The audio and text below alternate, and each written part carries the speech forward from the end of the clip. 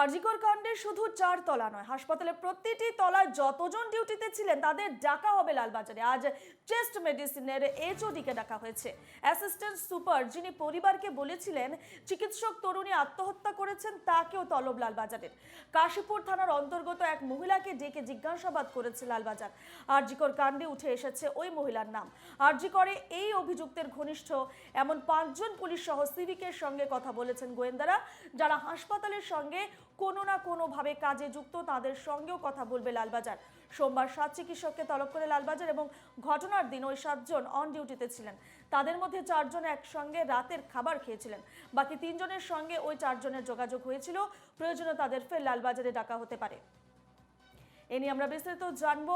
আমাদের সঙ্গে সরাসরি রয়েছেন আমাদের প্রতিনিধি সুস্মিত মজুমদার। সুস্মিত, এইচওডি অ্যাসিস্ট্যান্ট সুপারকে তলব লালবাজারের, আর কাদের কাদের ডাকা হয়েছে লালবাজারে এ বিষয়ে কি তথ্য রয়েছে সুস্মিত? দেখুন, এই মুহূর্তে কিন্তু বলা যেতে পারে যে এই দিন কর্মরত যারা যারা ছিলেন প্রতিটি তলার প্রত্যেককেই কিন্তু জিজ্ঞাসাবাদ করা হবে, এমনটাই কিন্তু লালবাজার সূত্রে জানা গিয়েছে। শুধু তাই নয়, এই সঞ্জয়ের কল লিস্ট ইতিমধ্যে পুলিশের হাতে এসেছে। সঞ্জয়ের মোবাইল পুলিশের হাতে এসেছে। অভিযুক্ত যে সঞ্জয়, সেই সঞ্জয় কার কার সঙ্গে কথা বলেছিল ও সেই দিন বা তার আগে এ পর্যন্ত এই বিষয়ে কোনো কথা হয়েছিল কিনা তার সঙ্গে, সেই সমস্ত বিষয়টা যেমন গোয়েন্দারা খতিয়ে দেখছে। পাশাপাশি গত 1 মাসের মধ্যে এই সঞ্জয়ের এই আরজি করে কোথায় কোথায় এসেছিল, কোন কোন ওয়ার্ডে সে গেছিল, ঠিক কটার সময় তিনি গিয়েছিলেন, কার কার সঙ্গে কথা বলেছিলেন, এ সমস্ত কিন্তু নথি তারা জোগাড় করছেন লালবাজার। শুধু তাই নয়, আরজি কর নয়, আর অন্য কোনো হাসপাতালে তার যোগাযোগ ছিল কিনা, অন্য কোনো হাসপাতালে তার অবাধ বিচরণ ছিল কিনা, সেই দিকটাও কিন্তু পুলিশ খতিয়ে দেখার চেষ্টা করছে। এবং সবটাই কিন্তু তার ওই কল লিস্ট এবং সিসিটিভির ফুটেজের উপরে নির্ভর করে। ইতিমধ্যে ডিএনএ টেস্ট করা হয়েছে, যার মধ্যে দেখা গিয়েছে এক বা একাধিক লোকের যোগ রয়েছে। সেই জায়গা থেকে খোঁজার চেষ্টা হচ্ছে। এবং এই ইতিমধ্যে তোমরা জানো যে এই কমিউনিটি হলের যে নিরাপত্তা রক্ষী যে 2 জন ছিলেন, তাদের কিন্তু সাসপেন্ড করে দেওয়া হয়েছে। যদিও তাদের সাসপেন্ড করে দিলেও কিন্তু তারাও কিন্তু স্ক্যানারের নিচে রয়েছেন, তাদেরও কিন্তু জিজ্ঞাসাবাদ করতে পারেন পুলিশ, যেমনটা কিন্তু সূত্রের খবর। শুধু তাই নয়, এই হাসপাতালের যতগুলো সিসিটিভি ক্যামেরা রয়েছে, 30টির মতন সিসিটিভি ক্যামেরা রয়েছে, সেই 30টি সিসিটিভি ক্যামেরায় কিন্তু গত 1 মাসের মধ্যে এই ধৃত সঞ্জয়ের যে কার্যকলাপ, সেই কার্যকলাপগুলো কিন্তু তারা নথি করছেন। হোমিসাইড টিম তারা দেখছেন কখন কোথায় কার সঙ্গে তিনি কথা বলেছেন বা কোথায় এসেছিলেন, এবং তারপর পাশাপাশি তার কল লিস্ট, সেটাও কিন্তু তারা দেখছেন। এবং সেই কল লিস্ট থেকেই কিন্তু তারা মূল জায়গায় পৌঁছাতে পারবে। তার কারণ ইতিমধ্যে কিন্তু আমরা জানি মুখ্যমন্ত্রীর সময় বেঁধে দেওয়া হয়েছে যে রবিবারের মধ্যে এই তদন্তে প্রক্রিয়াকে শেষ করতে হবে, না হলে কিন্তু সিবিআইয়ের হাতে এই মামলাকে তুলে দেওয়া হবে। সেই কারণে কিন্তু আরও তড়িঘড়ি তৎপর হয়ে গিয়েছে কলকাতা পুলিশের যে গুন্ডা দমন শাখা এবং কলকাতা পুলিশের যারা আধিকারিক রয়েছেন তারা। ইতিমধ্যে কিন্তু 5 জন পুলিশ আধিকারিক তারা এই দায়িত্ব নিয়ে নিয়েছেন।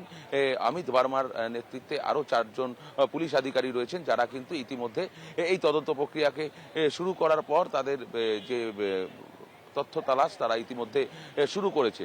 তোমাকে যেমনটা বলছিলাম যে এই যে কমিউনিটি হল, আমার ভিডিও জার্নালিস্টকে দেখাতে বলবো যে এই কমিউনিটি হলে সাধারণ মানুষের কিন্তু কোনো রকমভাবেই পৌঁছানো সম্ভব নয়। তার কারণ এখানে কিন্তু হাসপাতালের পাশে এমার্জেন্সি রয়েছে এবং সেইখানে হাই সিকিউরিটি জোন রয়েছে। সেখানে দাঁড়িয়ে কেন ভেতরে ঢোকার আগে কারুর নজরে পড়লো না, কারুর নজর এড়িয়ে কিভাবে চলে গেল, সেই দিকটা যেমন দেখছেন। এবং যেটা জানা গিয়েছে যে তার 4 জন সতীর্থ অর্থাৎ সহকর্মীর সঙ্গে যেদিন এই দুর্ঘটনা ঘটে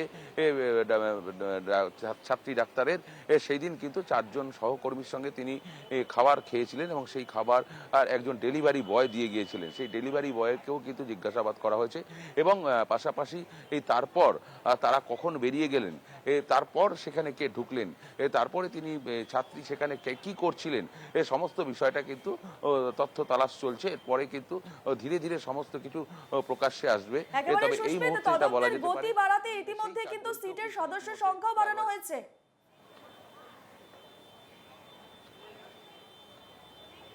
একদমই, যে সিটের সংখ্যা তোমাকে যেমনটা বললাম,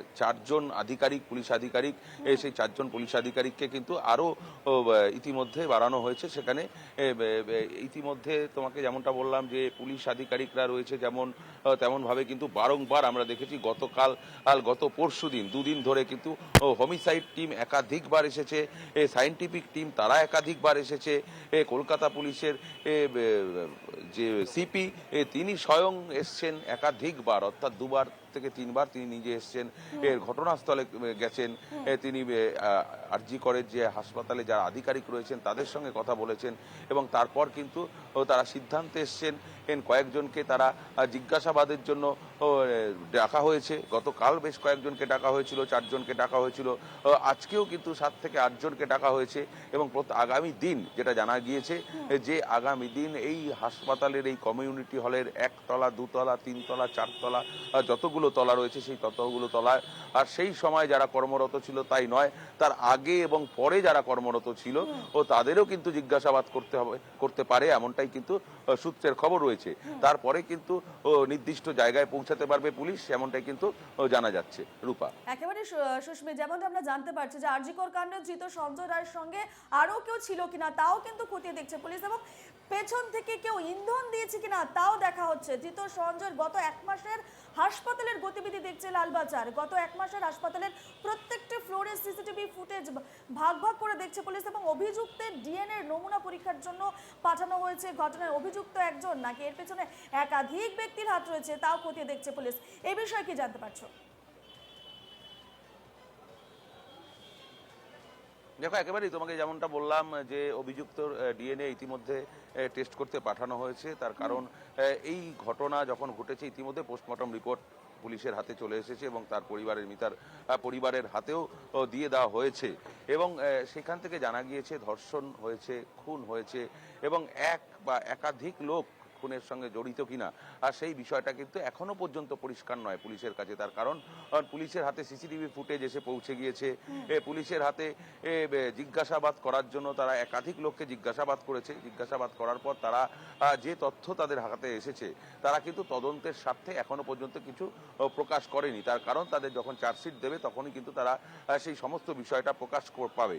তার কারণ এখনই যদি এই মুহূর্তে তারা সমস্ত বিষয়টা প্রকাশ করে দেয় তাহলে খুনি বা অপরাধী যারা রয়েছেন এর সঙ্গে যারা যুক্ত রয়েছেন তারা কিন্তু সাইড হয়ে যেতে পারে বা তারা লুকিয়ে যেতে পারে, তারা গা ঢাকা দিতে পারে বা তারা তাদের কাছে যে তথ্য প্রমাণ রয়েছে সেই তথ্য প্রমাণ তারা লোপাট করে দিতে পারে, এমনটাই কিন্তু মনে করছেন পুলিশ। সেই কারণে কিন্তু পুলিশ দাবি করছে যে মৃতের শরীরের কোনো হাড় ভাঙা নেই, যদিও শরীরের উপরিভাগে ক্ষত রয়েছে।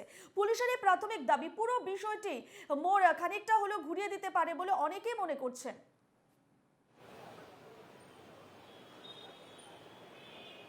একেবারেই তাই। দেখো, যেহেতু জানা গিয়েছে যে কোনো শরীরের কোনো হাড় গোড় ভাঙা অবস্থায় পাওয়া যায়নি, পোস্টমর্টম রিপোর্ট অনুযায়ী যেমনটা জানা গিয়েছে শুধু আঁচড়ের দাগ রয়েছে, সেই কারণে প্রাথমিকভাবে মনে করা যেতে পারে যে এই ঘটনার সঙ্গে এক বা একাধিক লোক যুক্ত থাকতে পারে। সেই কারণেই কিন্তু পুলিশ তদন্ত প্রক্রিয়া শুরু করেছে এবং দ্রুত তদন্ত প্রক্রিয়াকে এগিয়ে নিয়ে যাওয়ার চেষ্টা করছে যাতে সঠিক জায়গায় পৌঁছাতে পারে। এই কারণ হচ্ছে যে বারংবার আমরা দেখেছি একাধিকবার সিপি তিনি নিজে এসেছেন, joint CP crime Muralidhar Sharma তিনি এসেছেন যে এই ঘটনা, এবং তার তুমি জানো যে এই ঘটনার পর থেকে কিন্তু যে হাসপাতালগুলো রয়েছে কলকাতার যে বিভিন্ন হাসপাতাল সেই বিভিন্ন হাসপাতালের যারা জুনিয়র চিকিৎসক রয়েছেন, জুনিয়র ডাক্তার রয়েছেন তারা কিন্তু পেন ডাউন করেছে, কর্মবিরতি পালন করেছে। গতকাল কিন্তু তারা একটা বড় মিছিল করেছে আরজিকর হাসপাতালের সামনে পর্যন্ত সেই মিছিল এসে পৌঁছিয়েছে। তারা কিন্তু প্রতিবাদ করেছে, প্রতিবাদে সোচ্চার হয়েছেন এবং তাদের যা যা দাবি ছিল সেই দাবি কিন্তু তৎক্ষণাৎ মেনে নেওয়া হয়েছে। তবে এখনো পর্যন্ত কিন্তু মূল অভিযুক্ত গ্রেপ্তার হয়নি এমনটাই মনে করছেন যারা আন্দোলনকারী জুনিয়র ডাক্তার তারা, এবং তারা চাইছেন তাদের সিকিউরিটি যেন আরো টাইট করা হয়, মহিলাদের জন্য যাতে কমন রুম তৈরি করা হয়, মহিলা ডাক্তারদের জন্য যাতে রেস্ট রুম করা হয় সেই জায়গাগুলো। অন্যদিকে আমরা সুস্মিত এবারে যে কর্মবিরতি চলছে আরজিকরে, আজও কিন্তু আরজিকর হাসপাতালে কর্মবিরতি চলবে এমনটা জানা যাচ্ছে এবং আরজিকরে আজও অচল অবস্থা জারি রয়েছে। রাজ্য জুড়ে কর্মবিরতির ডাক দিয়েছেন জুনিয়র চিকিৎসকরা। চিকিৎসকরা জরুরি বিভাগ ছাড়া বন্ধ রয়েছে আরজি করের পরিষেবা। গতকাল যে জেনারেল বডির মিটিং হয় সেই মিটিংয়ে চিকিৎসকরা জানিয়ে দিয়েছেন কর্মবিরতির কথা এবং তারা বৈঠকে বেশ কয়েকটি গুরুত্বপূর্ণ সিদ্ধান্ত না হয়। চিকিৎসকদের দাবি যে 14 আগস্টের মধ্যে দোষীদের চিহ্নিত করে শাস্তি দিতে হবে এবং বিচার বিভাগীয় তদন্ত করতে হবে এবং তারা সিসিটিভি ফুটেজ এবং ময়না তদন্তের রিপোর্ট প্রকাশে আনতে হবে, এমনটাও দাবি জানিয়েছেন। আজ আরজি কর হাসপাতালে কি পরিস্থিতি, কি ছবি দেখতে পাচ্ছ, যেহেতু আজও তারা কর্মবিরতি পালন করবে বলে জানিয়েছেন?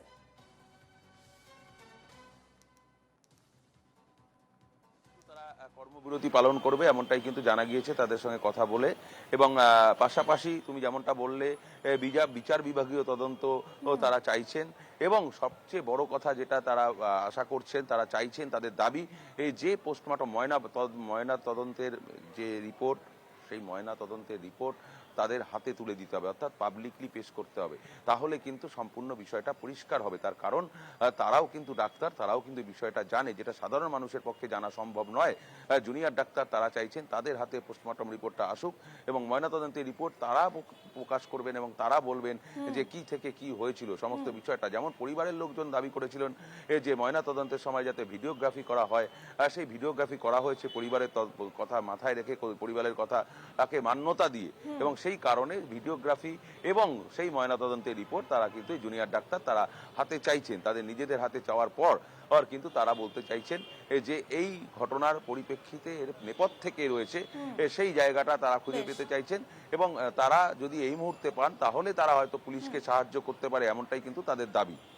আমরা পুরো দিন এই খবরে নজর রাখবো, আপডেটের দিকে নজর রাখবো। আপাতত তোমাকে ধন্যবাদ জানাচ্ছি।